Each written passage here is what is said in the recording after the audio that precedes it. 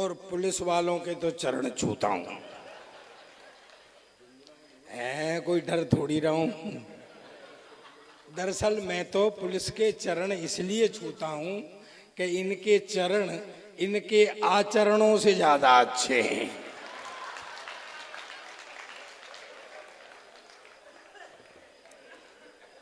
बहुत देर से बढ़िया कवि सम्मेलन चल रहा है, इतना ऊंचा भी हो गया। मेरे से ज्यादा नीच इनमें कोई नहीं है। अब मैं इसको नीच करूंगा। जमील साहब बैठ जाओ। कहाँ जा रहे हैं? अरे ये मुझे नई माला पहनाएंगे, ये अभी भी 3 कबूल कबूल के चक्कर में है।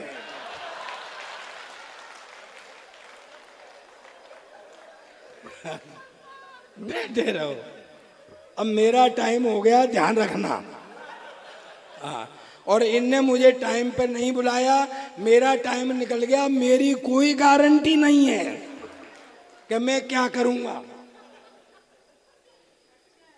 एक मेरे दोस्त का फोन आया मुझे, बोला यार गांव में से घरवाली भाग गई। मस्ती। आसाराम का भतीजा बता रहे थे ये मुझे। एक मेरे दोस्त का फोन आया मुझे, बोला यार गांव में से घरवाली भाग गई। मैंने कहा यार बुरा हुआ, पर कुछ पता लगा? बोला कुछ पता नहीं, कहाँ घरवाली भाग गई। मैंने कहा तेरे गांव में एक बाबा है, आंख बंद करके बता देता है, उसी से पूछ लो कहाँ घरवाली भाग गई। वो बोला बाबा क्या घंटा बताएगा, उसी बाबा की तो घरवाली भाग गई।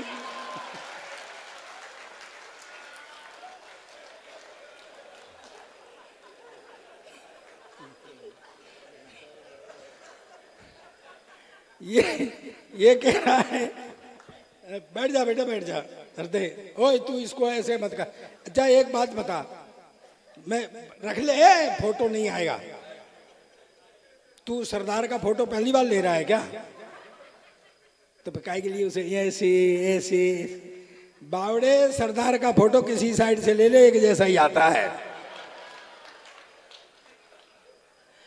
और तुझे एक अकल बताऊं, किसी भी सरदार का ले ले, एक जैसा ही आता है। अच्छा सही बता, कुछ फोटो वोटो भी ले रहा है क्या, कोरा फैला सही मार रहा है? नहीं, आजकल सरदारों को ऐसे ही बहकाया जा रहा है।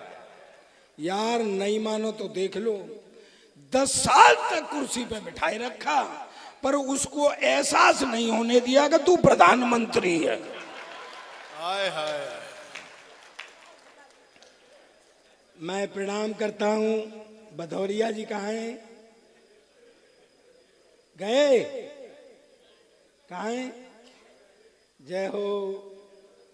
श्रीनिवास भदौरिया जी एक दूसरे की तरफ उंगली कर रहे हैं, कौन से हो?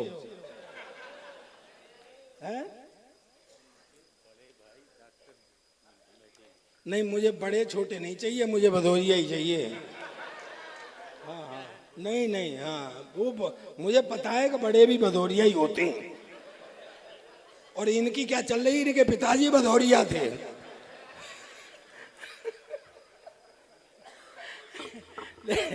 लेकिन ऐसे थोड़ी है, उनको बुलाओ, ऐसा थोड़ी है।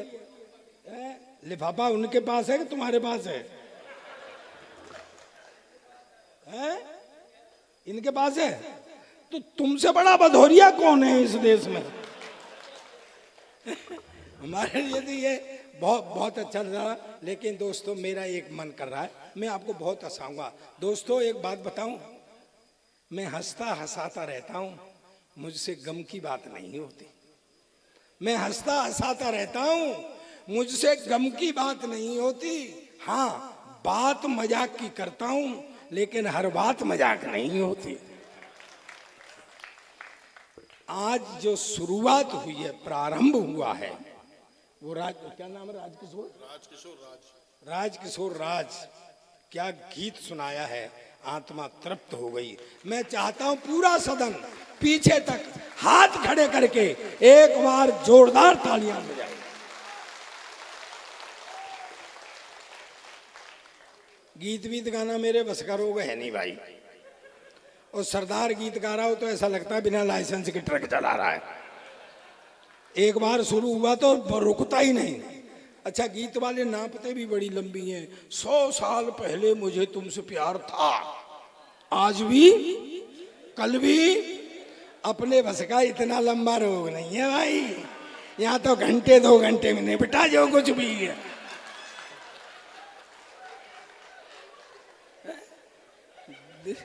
ये अभी टेस्ट मैच ही खेल रहे हैं। मुझे डिप्रेशन में लाने के लिए आप किसी मेरे साइज के आदमी से भी माला पहनवा सकते थे मुझे, ये सोनी को भेज दिया यार है। गुरुजी,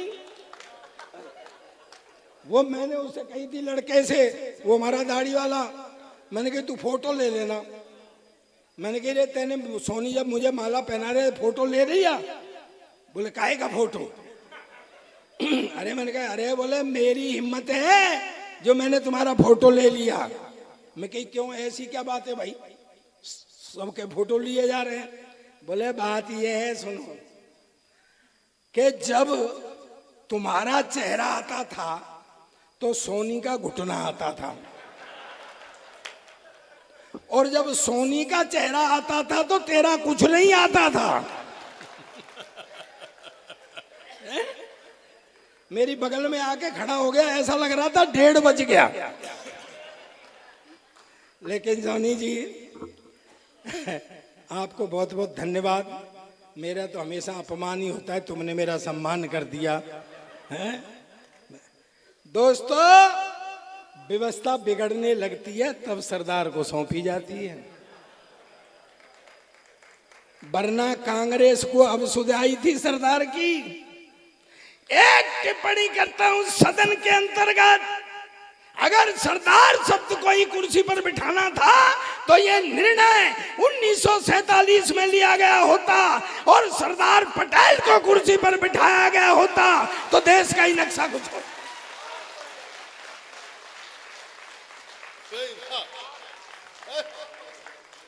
बज रही है?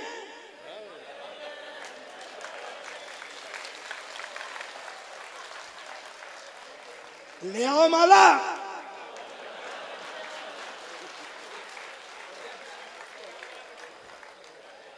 मैंने कही तो नहीं है कि बजाओ, माल ढंग से बेचोगे तो बिकेगा।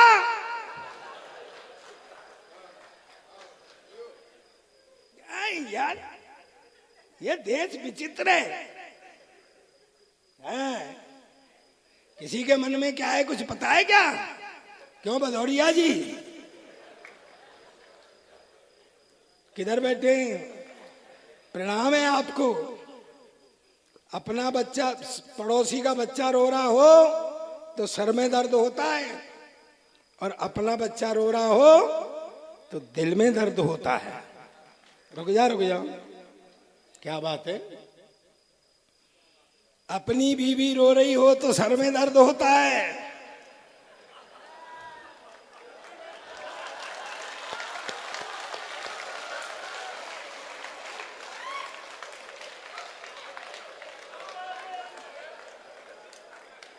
और भदौरिया जी हाँ कर रहे हैं इस बात पे। प्रणाम करता हूं मैं आपको। आदमी पे थोड़ा होता है, उछलता ज्यादा है, जिस पे ज्यादा होता है वो भारी भरकम होता है। क्यों मुल्ला जी?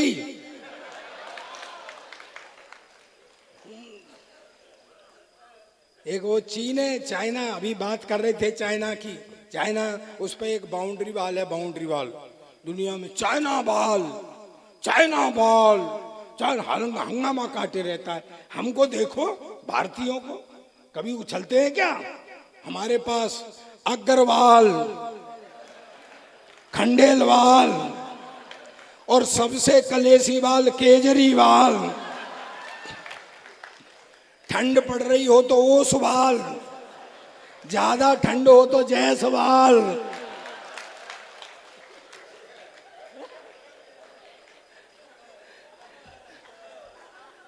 यार देश विचित्र है भाई। मैं रेल से यात्रा कर रहा था, वो कह रहे हैं कि भाजपा वाले देखिए, मेरा एक शो आता है जो प्योर पॉलिटिक्स का शो है, लपेटे में नेताजी। मैं मंच से राजनीति नहीं करता हूँ, मंच से सिर्फ मैं ठाके बांटता हूँ। और दोस्तों मैं एडिक्ट हूँ, मैं नशेबाज हूँ और मुझको नशा है।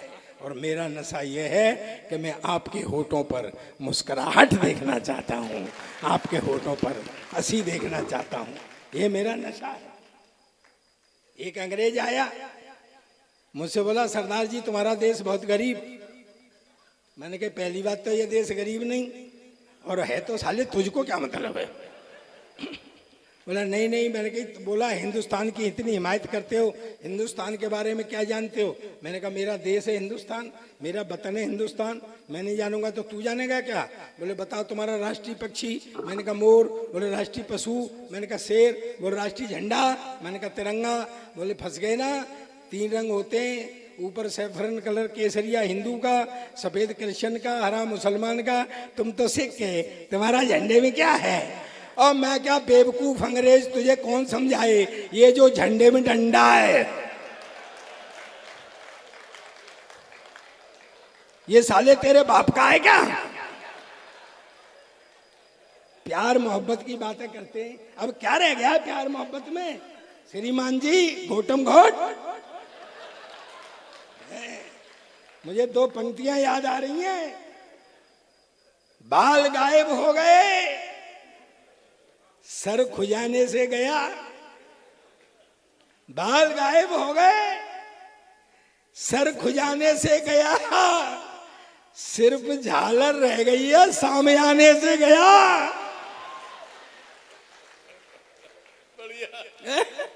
ये देश विचित्र है। मैं तो रेल में यात्रा कर रहा था, ये भाजपा वाले सबसे चालाक है, ऐसी चालाक पार्टी दुनिया में कोई नहीं मिलेगी। मैं सही कह रहा हूं आपसे, मेरे संग गुजरी है, सुन ले। मैं ट्रेन में आ रहा था तो मैं बाथरूम चला गया। ट्रेन में बाथरूम जाना बड़ा कठिन काम है।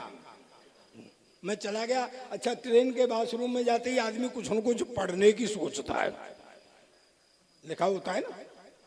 तो एक नंबर लिखा हुआ 934531 और नीचे लिखा हुआ पूजा। मेरे अंदर गुल गुल गुल होने लग गई। तो मैंने वो फौरन नंबर मिलाया। मैं कहा हेलो, पूजा बोल रही हो। पीछे तक ताली आनी चाहिए बात पे। मैंने कहा हेलो, पूजा बोल रही हो। उधर से आवाज आई, भारतीय जनता पार्टी की सदस्यता लेने के लिए धन्यवाद।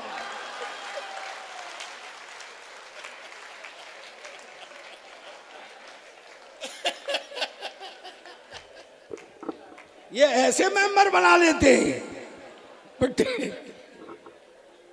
मैं सही कह रहा हूं। अब प्यार मोहब्बत की बातें करते हैं ये लड़कियां। अरे हमारे जमाने में प्यार मोहब्बत होती थी, तुम्हारे जमाने में लड़कियों क्या प्यार मोहब्बत है। मोबाइल आ गए, tool tool tool tool tool. हमारे जमाने में होती थी प्यार मोहब्बत। अरे जमील यार कहते क्यों नहीं हो, होती थी ना। हाँ नहीं करेगा भाई। हाँ हाँ हाँ, सिर लाया। हमारे जमाने में प्यार मोहब्बत 6-6 महीने तो बेटा देखा देखी में निकल जाते थे। कई बार तो उनकी गली में कुट के लौट के आते थे। मैं सही कह रहा हूं आपसे, लव लेटर लिखे जाते थे। मेरी प्यारी कम्बो, फिर दिल के हालात, फिर तेरा प्यारा नगर अध्यक्ष भदौरिया। नहीं मतलब कोई भी हो। फिर उसके घर फेंकने जाते थे उसको, गुड़मुड़। शाम को जूते चल गए, शर्मा जी क्या फेंकी और बर्मा जी क्या गिर गई। ये होता था। अब क्या है, अब तो वो मोबाइल हो गए। वो शुरू हुआ वो भी कहीं अकेले में बैठी है, टुन वाओ, वो वहां से सुनी मुंह मुंह मुंह मुंह।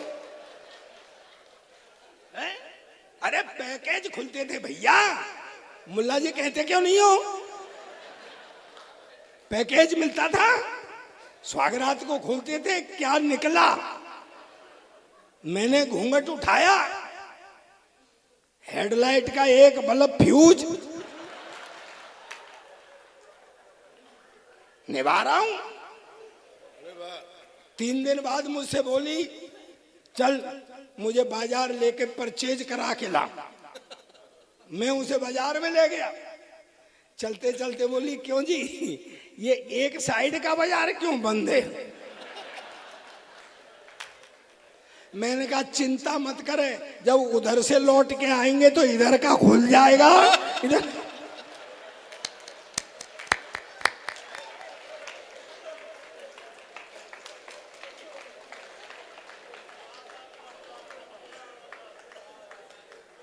एक दिन तो बड़ी लाड़ में आ गई, लाड़ में आके मुझसे बोली देखो जी मेरा तुम्हारा 7 जन्म का साथ है। मैंने कहा साथ तो तू भगवान भले ही 8 जन्म का रख ले, पर अगली बार ये बल्ब बदलवा के आइयो।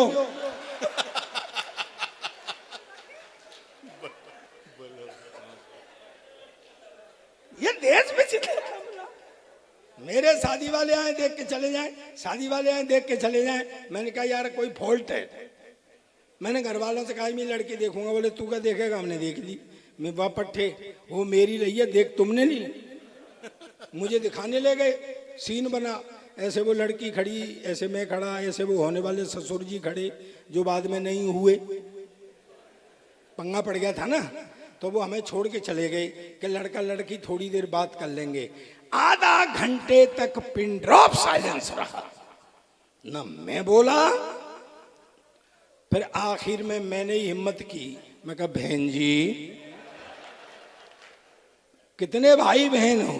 कहती भाई साहब अब तक तो 2 थे, पर आप और आ जाएंगे तो 3 हो जाएंगे। ऐसे ही बहका देते थे, बिल्कुल हीरोइन जैसी है, ये समझ ले महिमा चौधरी जैसी है। फिर भी सुहागरात को हाथ कांपते थे घूंघट उठाने में कि कहीं महिमा चौधरी की जगह महेंद्र सिंह चौधरी नहीं निकल जाए। लेकिन दोस्तों एक बात कहना चाहता हूँ, मेरी नई पीढ़ी बैठी हुई है, हम उम्र बैठे हुए हैं, मुझसे बुजुर्ग भी बैठे हुए हैं, विद्वान बैठे हुए हैं। मैंने 62 देशों की यात्रा की, मैं हिस्टोरिकल बैकग्राउंड पर लिखता हूँ, मेरी पुस्तक टेक्स्टों में चलती है। आपसे एक बात शेयर करना चाहता हूँ, आज भी सोने से पहले टाइम मिलता है तो 15 मिनट पढ़ता हूँ।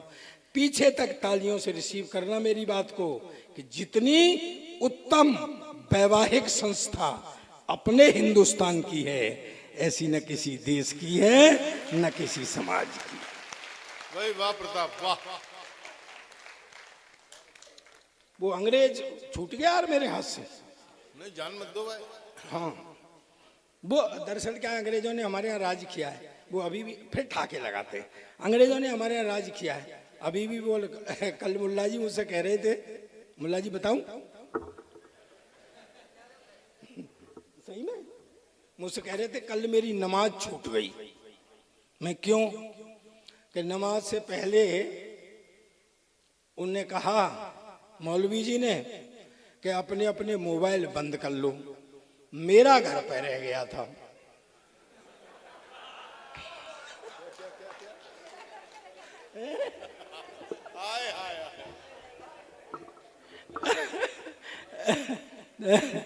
ये अपना देश विचित्र है। अंग्रेज दरअसल हमारे यहाँ राज किया है, वो अभी भी हमको भोला वाला हिंदुस्तानी समझते हैं। वो ये नहीं समझते कि अब हम उनके बाप हो गए। ये वो बात बता रहे थे। मैं एक मतला और एक शेर पढ़ता हूँ, सुनना मेरी बात को, मैंने आज उसमें से बनाया बैठे बैठे।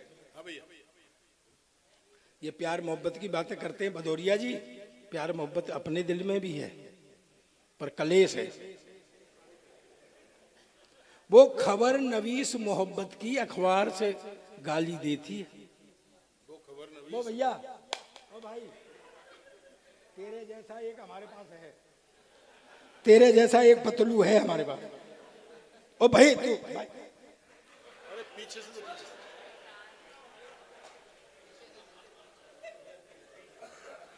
यार वो मेरे काउंटर में रख के अपना माल बेच रहा है।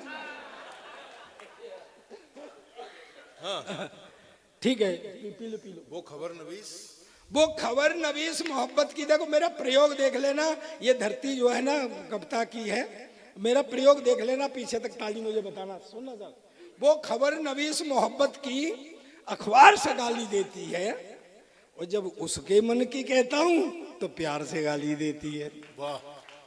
वो खबर, अब ताली उठाना, वो खबर, ओ भाई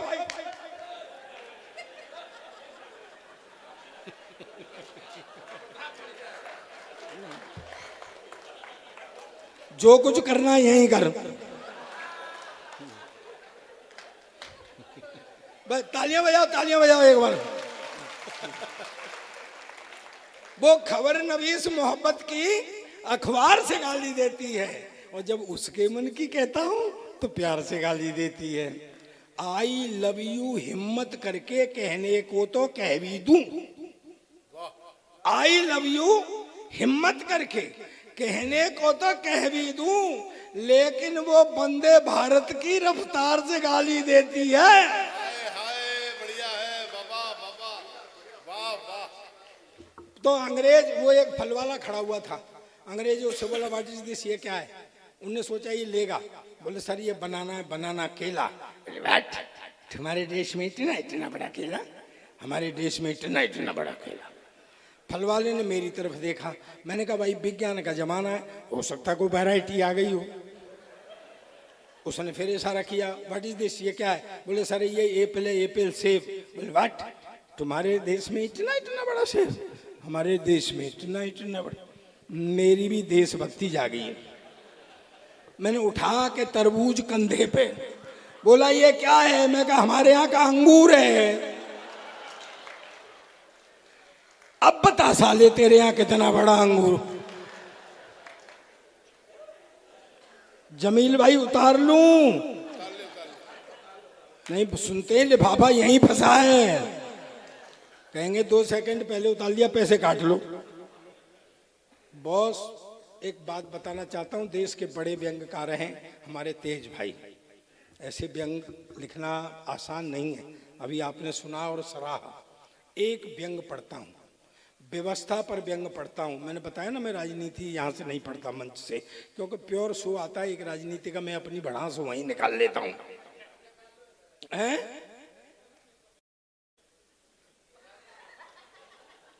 नीचे से मत बोल। आयुर्वेद में इसे पेट की खराबी कहते हैं।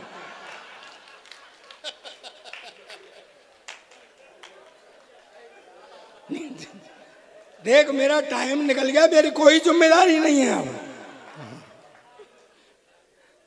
एक व्यंग पढ़ता हूं दोस्तों, व्यवस्था पर व्यंग करता हूं। अगर आप तक पहुंच जाए तो पीछे तक की तालियां मुझे मेरे पास आनी चाहिए। अंग्रेज एकदम से मेरे से बोला, सरदार जी आपका देश इसलिए गरीब कि आपको पता है हमारे यहाँ का एक मजदूर, भाई भाई प्लीज, अरे भैया इधर देखिए यार, कहाँ ध्यान है? मुझसे खूबसूरत इनमें कोई नहीं है। तो ये मालूम है नया मकान बनता है तो मेरा ही चेहरा लटकाया जाता है ऊपर।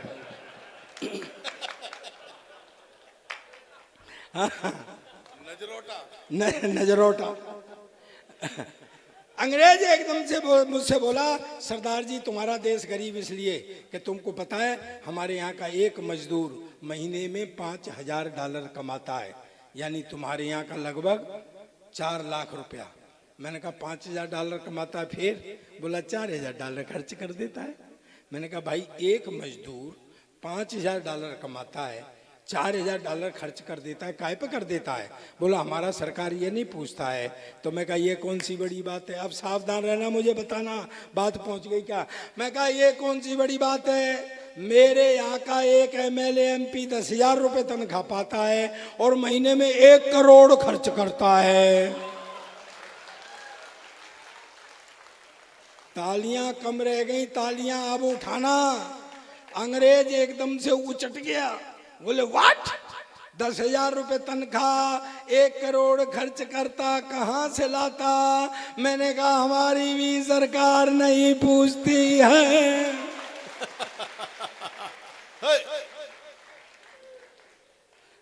छोटे बच्चे बैठे हुए, मैं सोच रहा था कि राठ के बच्चे अगर रोज इस टाइम तक जगते होंगे,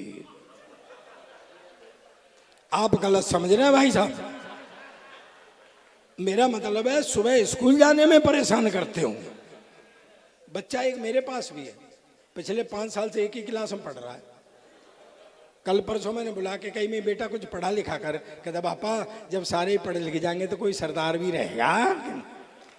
और मैं कहा आजकल सरदार सबसे ज्यादा पढ़े लिखे हैं, देख ले इतना पढ़ा लिखा कोई प्रधानमंत्री नहीं आया जितना अपना सरदार था। कहता क्या खाक पढ़ा लिखा था, मैडम की बात मानता था।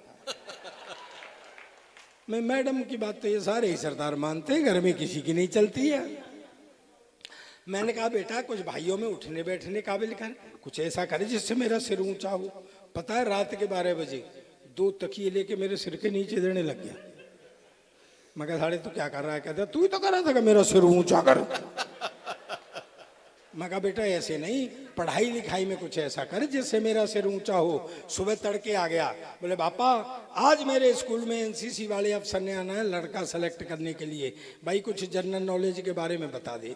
मैंने कहा बेटा एनसीसी वाले अफसर तो रिटायर्ड मिलिट्री अफसर होते हैं, देशभक्ति की बात ज़्यादा करते हैं। तेरे से ये भी पूछ सकते हैं कि भाई देश आज़ाद कब हुआ था, तो तू बता देना। सन 1942 में तैयारी सी होने लग गई थी और 47 में हो गया था।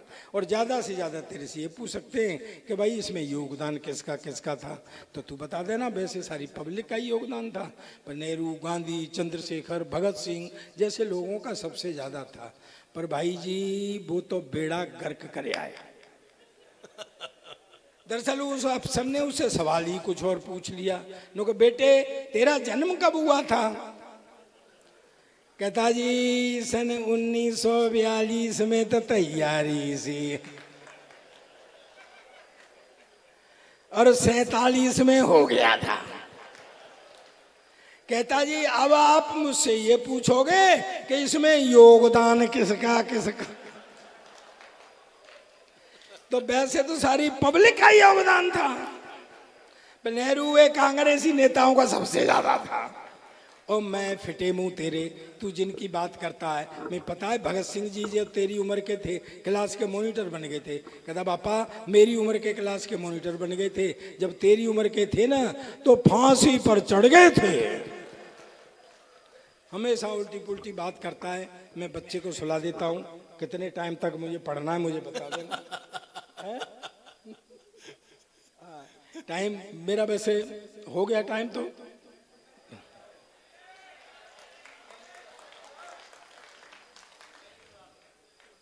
चला जा चला जा चला जा, कुछ नहीं कहूंगा। नहीं उस पर दबाव बहुत तगड़ा है, वो यहां बैठ गए तो दूसरे बैठने लायक नहीं रहेंगे।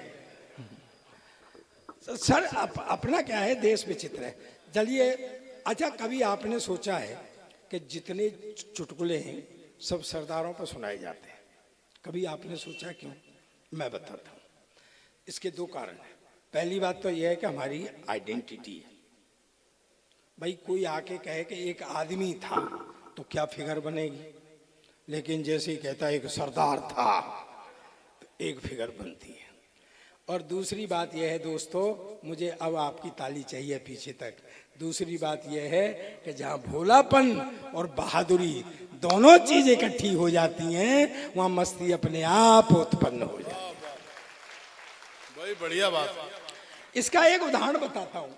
माइथो से हास्य निकाल के दे रहा हूँ, माइथोलॉजी से आनंद लेना, मस्ती लेना। 4 आदमियों को फांसी हो गई, हिंदू, मुस्लिम, सिख, ईसाई, चारों खड़े हुए। जेलर खड़ा, मजिस्ट्रेट खड़ा, इधर वो खटका खींचने वाला हो, हाँ इधर बैठा है,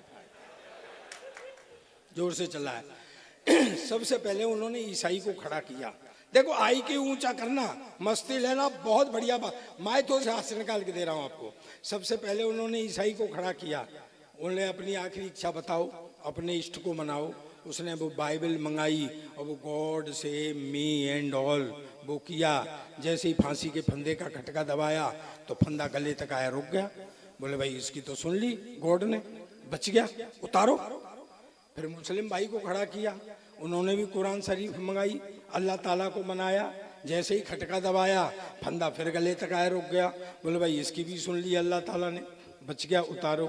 आओ गुरु हिंदू, देखो मस्ती के मूड में आ जाओ, हाथ से निकाल के दे रहा हूं माइथों का आपसे। हिंदू, हिंदू को खड़ा किया तो वो खड़ा ही रहा। उनके अपनी आखिरी इच्छा बताओ, वो बोला पहले 1 साल की छुट्टी दिलाओ। देखो आई क्यों करना बता रहा हूं। बोले भाई 1 साल की छुट्टी क्यों? बोले जी इष्ट मनाने यूं। कहते यार इन्होंने तो 1-1 मिनट में मना लिए। बोले जी ये तो अल्पसंख्यक हैं भाई, उनका एक गॉड, उनका एक खुदा, मेरे तो पूरे 33 करोड़। 1 मिनट में किस किस को मनाऊं, और जिसको नहीं मनाऊं वही मरवा दे। बोले नहीं, देवों के देव महादेव हैं, तुम उनको मनाओ। उसने शंकर भगवान को ध्याया, जैसे ही खटका दबाया तो फंदा फिर गले तक आया, रुक गया। बोले भाई इसकी भी सुन ली, भगवान ने, बच गया, उतारो। आओ गुरु सरदार, देखो समझ में आ जाए तो हाथ खड़े करके पीछे तक ताली आनी चाहिए। सरदार, भोलापन और बहादुरी एक लाइन में। सरदार, सरदार को खड़ा किया। बोले अपनी आखिरी इच्छा बताओ। सरदार बोला बेवकूफ मत बनाओ, साले पहले से खटके को ठीक कराओ।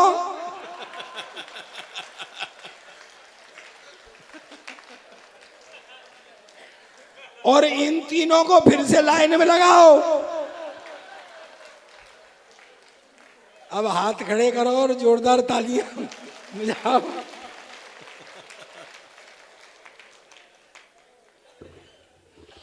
अच्छा, मैं आपको एक सरदारों का इंटेलिजेंट जोक सुनाता हूं। हाय हाय सरदार इंटेलिजेंट। कितना दिमाग है तुम्हारे अंदर? नहीं, कितना दिमाग है तुम्हारे अंदर? टोटल जितना दिमाग है ना, उतना तो मेरा खराब रहता है।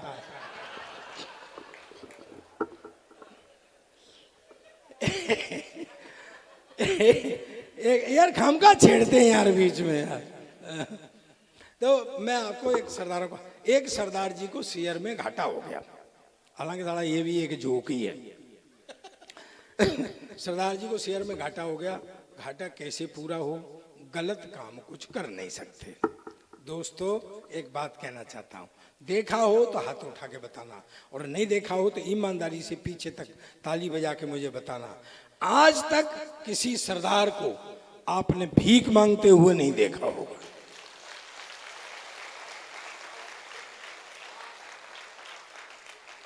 और पूरा सदन देर तक ताली इस बात पे उठाना कि मैं तो भगवान से प्रार्थना करता हूं कि इस महीने में पूरा देश सरदार हो जाए।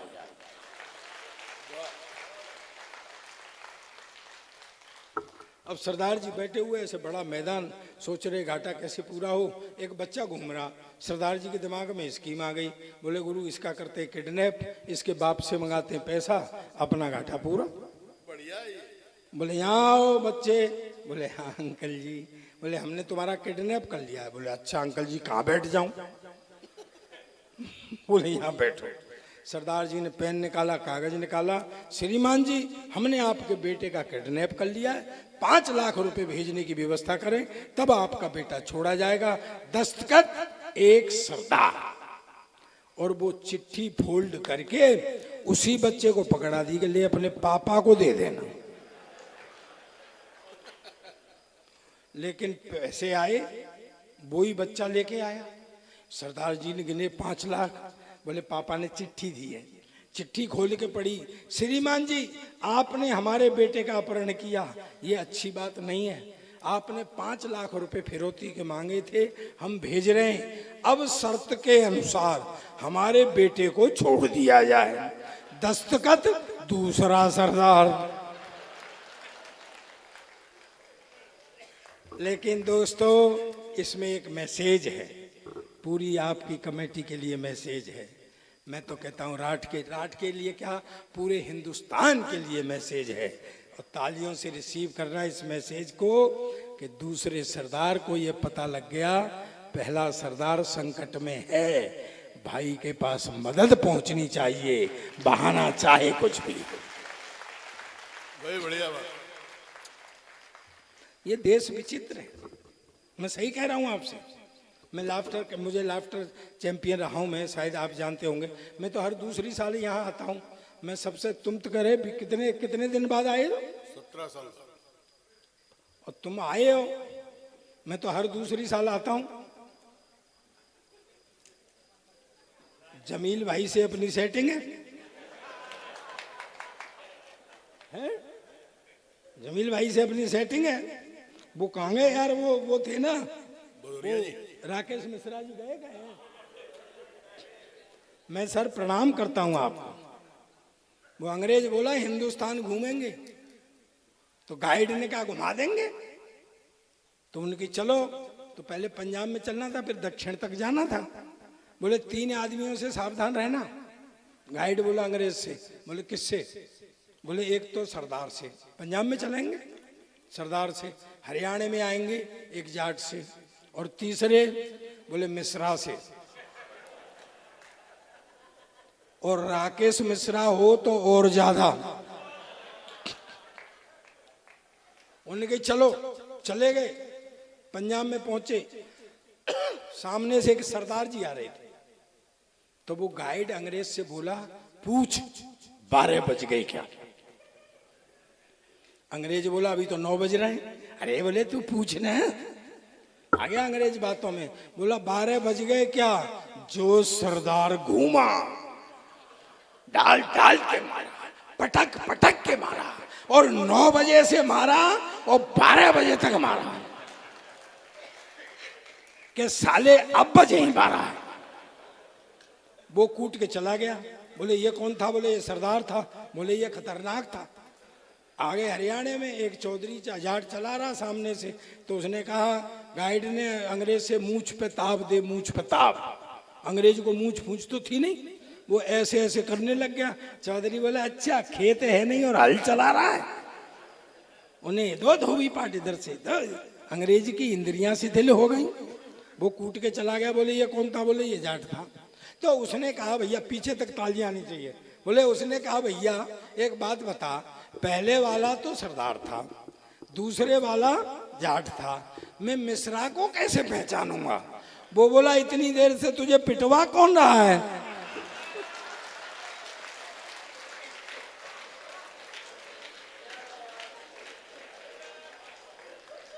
मिश्रा जी मेरे ऊपर तो क्षमा रखना है। हालांकि हम भी कम चालाक नहीं है, हमने अपने अध्यक्ष भी मिश्रा ही बना रखे हैं, बचा लेंगे हम। मैं लाफ्टर के लिए चला गया बॉम्बे। तो एक दिन सरदारनी का फोन गया। बोले कहाँ है तू? मैंने कि क्यों? बोले कहाँ है तू? मैं कहा बॉम्बे। का बॉम्बे क्या कर रहा है? मैं कहा लाफ्टर कर रहा हूँ। अच्छा, वो बगैर पढ़ी लिखी जट्टी है, उसकी समझ नहीं आई। बोले क्या कर रहा है? मैं कहा लोगों को हंसा रहा हूँ। कहती घर आ जा, ये बच्चे रो रहे हैं, पहले इन्हें चुप करा ले। अच्छा, मैं जब चैंपियन बना तो मुझे एक जर्मनी से फोन आया। ये मुझसे कहा गया है आज सुनाने के लिए। मेरे कोई लाफ्टर के मित्र हैं, वो छोटा, क्या नाम है बेटा तुम्हारा? है टीवीएस। हाँ, वो दाढ़ी वाला लड़का। अब वो है भी टीवीएस जैसा ही। नहीं, मैं ऐसे लड़कों को मैं अपने संग रखता हूँ। मैं उसमें से उबर जाता हूँ, हीन भावना में से। और मुझे हीन भावना में लाने के लिए सोनी जैसे लोगों को ले आते हैं। तो क्या है, मैं एक सच्चा किस्सा, बिल्कुल सच्चा। थोड़ा IQ का है, मजे लेना, मुझे पता है आप समझ जाएंगे। जब मैं लाफ्टर चैंपियन बना तो मुझसे एक फोन आया जर्मनी से कि यहाँ और हंसाओ।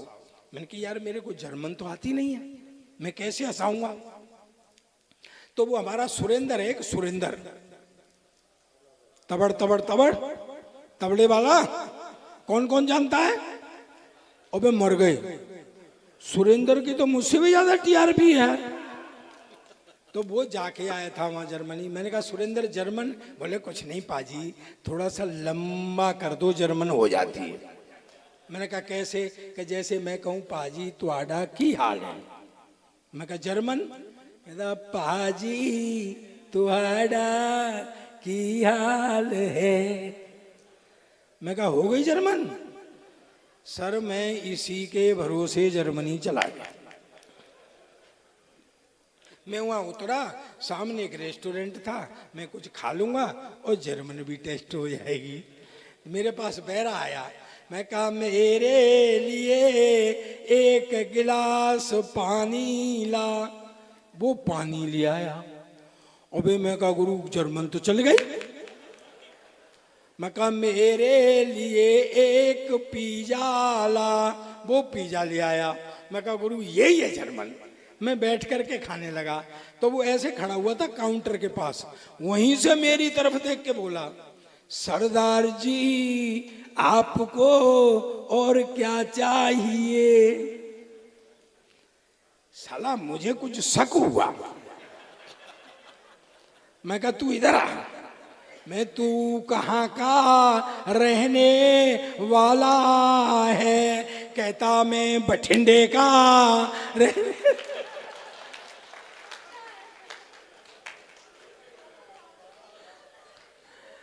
गुरु इसका असली पंच तो अब है, अगर समझ में आ जाए तो। ओ मैं कहा फिर हम जर्मन में बातें क्यों कर रहे हैं? तालियां बजाओगे हैं करते रहोगे यार।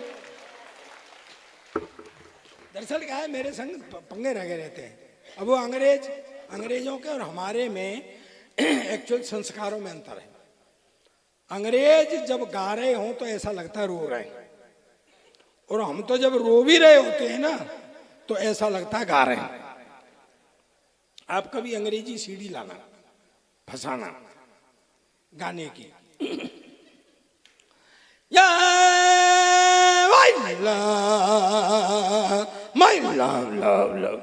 साला ऐसा लगता है रो रहे हैं क्या। पिछले दिनों में यूके गया था, एक सच्चा किस्सा बताता हूँ सर मैं आपको, बिल्कुल सच्चा। मैं ह्यूमर जो निकालता हूँ मेरे संग जो घटता है ना उससे निकालता हूँ। मैं यूके गया था तो वहाँ इंग्लैंड, आयरलैंड, स्कॉटलैंड, हमारे 2-2, 3-3 प्रोग्राम थे। ये मेरे संग में थी दुबे जी, हाँ साथ थी उस टूर में। तो क्या हुआ कि वो बर्मिंघम में एक बड़ा पुराना मेरा दोस्त रहता है वोल्फिंग सिंह, उसका उन्हीं दिनों फादर एक्सपायर हो गया। भदौरिया जी आप मेरी तरफ यूं क्यों देख रहे हैं सर? अरे भाई हिंदी में उसका बाप मर गया।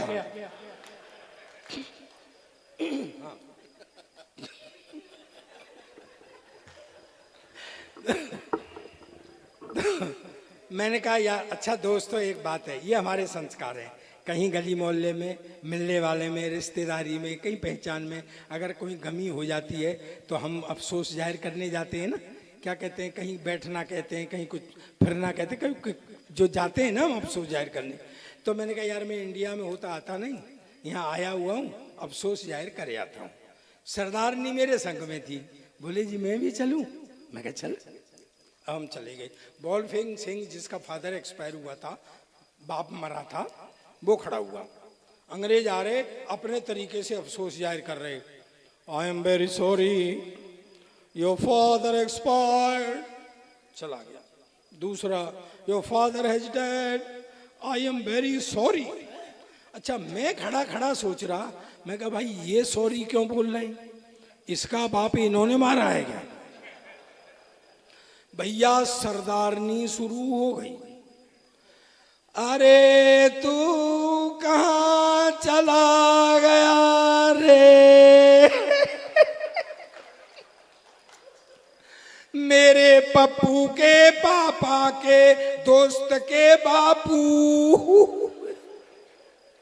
भैया अंग्रेज ने पुलिस बुला ली कि साले हमारा बाप मर गया और तुम्हें गाने सूझ रहे हैं।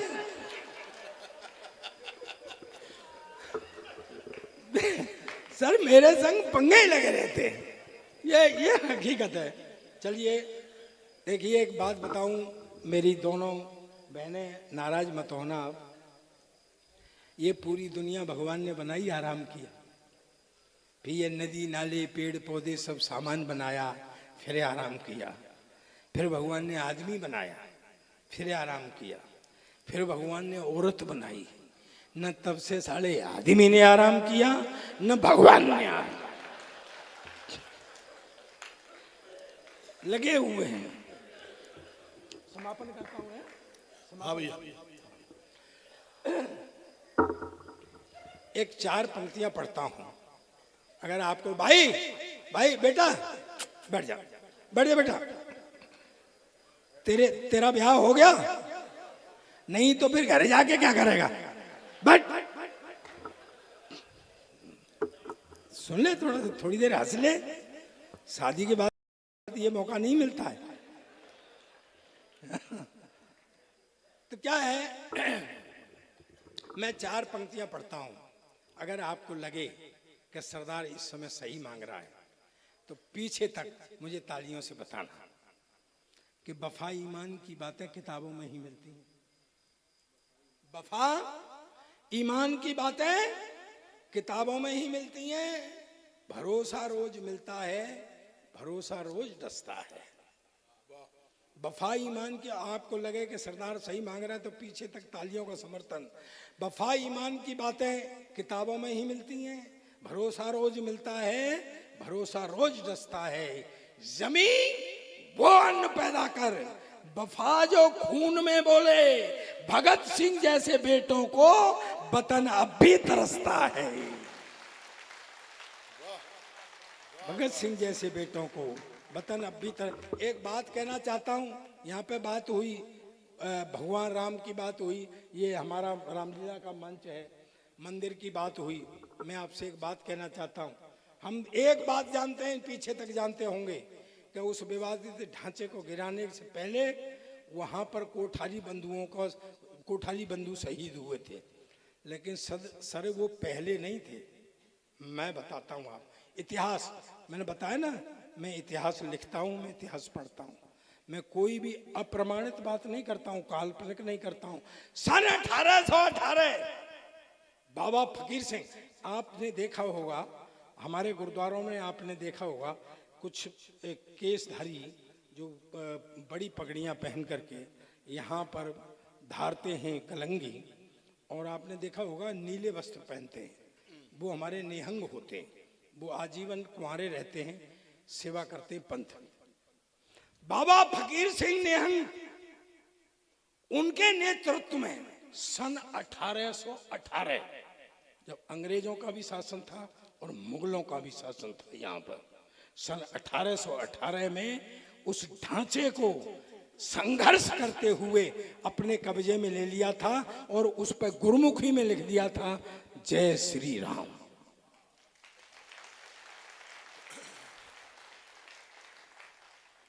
सात आदमियों को फांसी हुई थी सर, बाकी को कैद, 27 पकड़े गए, 7 आदमियों को फांसी हुई थी। उस ढांचे के लिए जहां आज भगवान राम का भव्य मंदिर खड़ा है, उस पर 7 शहीद निहंग हुए थे सबसे पहले। आप चाहें तो उनके लिए तालियां बजा सकते हैं। अभी बात हो रही थी, मैं सिख हूं, लेकिन मेरी जड़ कहाँ है? जड़ आपके यहाँ है। लोग कहते हैं हिंदू मुस्लिम सिख ईसाई आपस में सब भाई भाई। मैं इस नारे का विरोध करता हूं। इसमें से सिख को निकाल देना चाहिए। ये नारा होना चाहिए, हिंदू मुस्लिम और ईसाई आपस में सब भाई भाई। क्योंकि सिख तो इस हिंदू परिवार का वो बड़ा बेटा है। कभी तिलक लगा के तलवार हाथ में दे दी, देश धर्म की रक्षा का भार सौंप दिया, फिर आप अलग क्यों समझ रहे हैं हमको? धर्म में 4 पंक्तियां कहता हूं, समर्थन करना। मैं अपनी तरफ से, मेरा जमील भाई बैठा हुआ है, इसके भी पुरखे वो ही हैं जो मेरे हैं। ये तो पूजा पद्धति है, कोई कहीं मत्था नवा रहा है, कोई कहीं मत्था नवा रहा है। भाई साहब 4 पंक्तियां कहता हूं जमील भाई, समर्पण करता हूं आपको। धर्म एक जीवन पद्धति है, धर्म एक जीवन पद्धति है जिस पर मानव चलते हैं। मुझे देखना और जमील भाई को देखना, समर्पित करता हूं संभालना पंक्ति को। धर्म एक जीवन पद्धति है जिस पर मानव चलते हैं, केवल धर्म बदल देने से पुरखे नहीं बदलते हैं।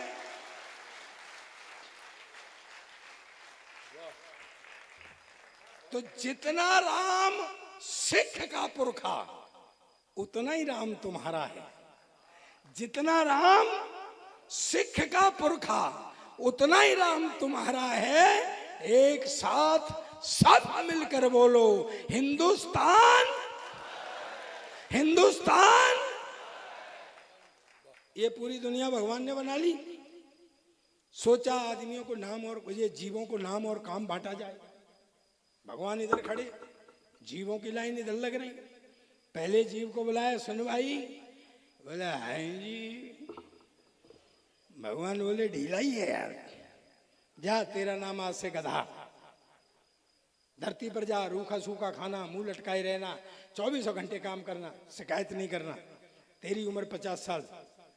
गधा बोला जी रूखा सूखा खाना, मुंह लटकाए रहना, 24 घंटे काम करना, मेरे बस का रोग नहीं, मेरी तो आदि कर दो। भगवान ने कहा ठीक है जा। दूसरे को बोला सुन भाई, बोलो तेरा नाम आज से कुत्ता। जा धरती पर जा, आदमी की रखवाली कर, वफादारी कर, जो आदमी से बचे उसको खाना। तेरी उम्र 25 साल। बोला जी रखवाली, वफादारी, बचा हुआ खाना, मेरे बस का रोग नहीं, मेरी भी आदि कर दो। बोले ठीक है जा। तीसरे को बुलाया, कूदता हुआ आया। बोले जा तेरा नाम आज से बंदर। इस डाली से उस डाली, उस डाली से इस डाली, जो कोई फल फ्रूट फेंक करके दे दे खा लेना, मस्त रहना। तेरी उम्र 20 साल। बंदर बोला जी मेरी भी भागदौड़ ज्यादा ही है, मेरी भी आदि कर दो। चला एक रह गया लास्ट में। भगवान ने कहा सुन भाई। बोले यस सर। भगवान बोले ये तो अंग्रेजी बोल रहा। बोले इधर आ। बोले बोलो सर। बोले तेरा नाम आज से आदमी। बोले ओके सर। बोले जा धरती पर जा, धरती का राज दिया। Egg, leg, peg, dance bar, beer bar, जा मस्ती कर, धरती का राज भोग। तेरी उम्र 30 साल। आदमी बोला भगवान तेरा दिमाग खराब हो गया। बोले क्यों? बोले इतनी सब चीजें भोगने के लिए उम्र 30 साल। 30 साल में तो इन सब का एड्रेस भी नहीं मिलेगा। कोई ढंग की उम्र दो। भगवान ने कहा उम्र खत्म है। बोले नहीं उम्र तो चाहिए। झगड़ा होने लगा। भगवान ने कहा सुन उम्र तो खत्म है, हाँ कुछ जीव अपनी उम्र छोड़ गए, चाहिए तो ले जा। दोस्तों ये लालची आदमी उन बचे हुए जीवों की उम्र को लेकर के धरती पर आ गया। सुनो वे लड़के हो, 30 साल तक आदमी अपनी जिंदगी जीता है जो भगवान ने दी थी।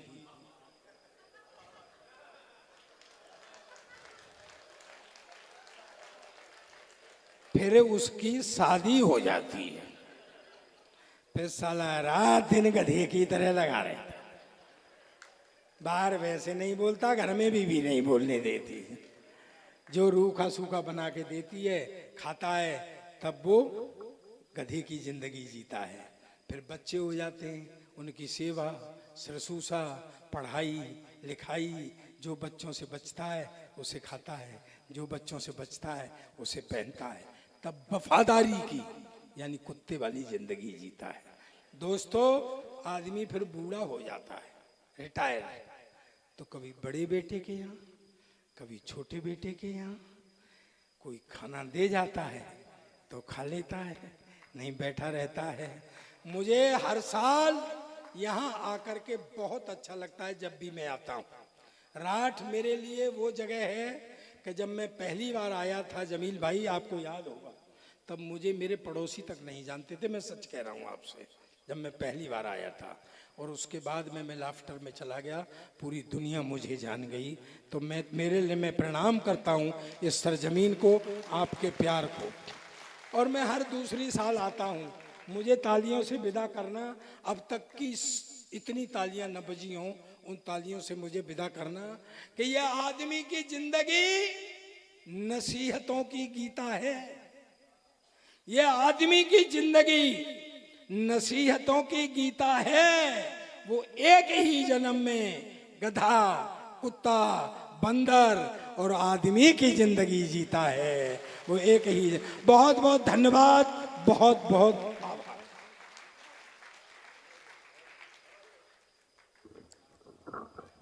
ये थे प्रताप फौजदार जी। 1 मिनट में जो लोग जा रहे हैं, मेरी उनसे प्रार्थना है, ये अदब की महफिल है। अभी हमारे अध्यक्ष जी का काव्य पाठ शेष है। देश के वरेण्य कवि कमलेश राजहंस जी यहाँ विराजमान हैं।